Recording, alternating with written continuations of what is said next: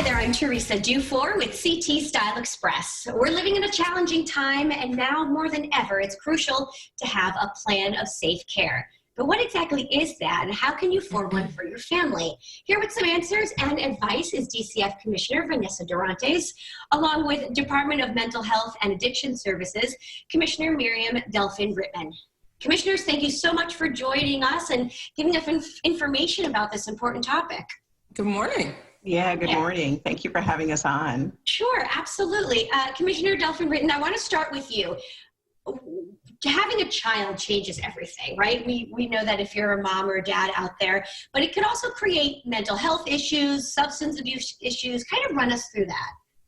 Yeah, absolutely. I mean, certainly for many women, having a child can increase feelings of stress, anxiety, depression. For some women, that may also trigger their own feelings of trauma and trauma responses.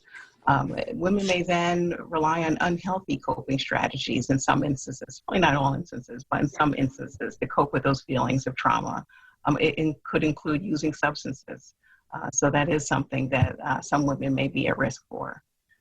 So it's something you have to consider. It's a life-changing situation. And Commissioner Dorantes, DCF is a real promoter of having a safe care plan. Tell me what that's all about.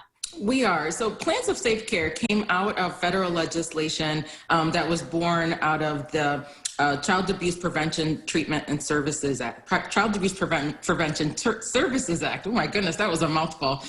And the Associated Comprehensive Addiction and Recoveries Act. And both of those spoke to states being able to tune in to substance exposed infants. So plans of safe care are just what they are, what the name suggests. Plans of safe care are what a pregnant mom will develop with their treatment providers, maybe their gynecologists, OBGYNs, and their substance use treaters to decide what will happen in terms of parenting and all of the other concerns that come about as children are born. So plans of safe care are really simple and are important for all new moms. Mm-hmm.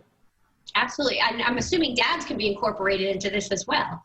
Absolutely. So plans of safe care are specific to the needs of the child and to the mom if she's substance using, but also dads, because you hear the adage, it takes a village to raise a child. Plans of safe care are that village. The village has to also support the child's parents. And so thinking about how a plan of safe care can help us plan for the treatment of a mom's substance use, it can plan things like safe sleep. It can plan things like car seat safety, all those things that new moms need to tune into, childcare. So plans of safe care incorporate all of the family, including dads, but also their supports to make sure that baby is safe. I mean, I just think it's so important to have a game plan when you are bringing a new life into the world. There's so many things to consider. And Commissioner Delfin-Rittman, how can a woman or a family go about creating this plan? Yeah, absolutely. So, on the DEMIS website, we have a page specifically devoted to plans of safe care. So you can go to the DEMIS website. There are templates there that actually have a plan with different categories that Commissioner Durant has mentioned. A person can also go to 211. So a woman or a family member can go to 211 and create an account, and there is the ability to be able to develop a plan that a woman can go back to at any point just by logging into that 211 account. And so the plan will be there for appointments, or if need to refer back to the car seat plan or any other aspects of the safety plan. So that is available both at the 211, but be creating a site there and also on the DEMIS website. Sure. And your department really provides many resources for women who might have substance abuse disorders. Yeah, absolutely. So, we have residential programs. So for women who may be struggling with substances, we have a residential programs where women can actually keep their child with them. Services and supports will be provided for the children as well as for the mom as well. We also have a program called the Women's Reach program.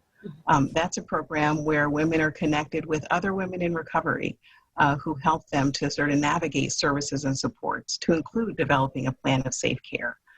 So those are just two of the supports that we have. We also have across our mental health system, or across the system, our local mental health authorities have providers who are trained in trauma-informed care and can provide services and supports to women as well. Sure. And Commissioner Durantes, I know DCF also has a number of programs for outreach.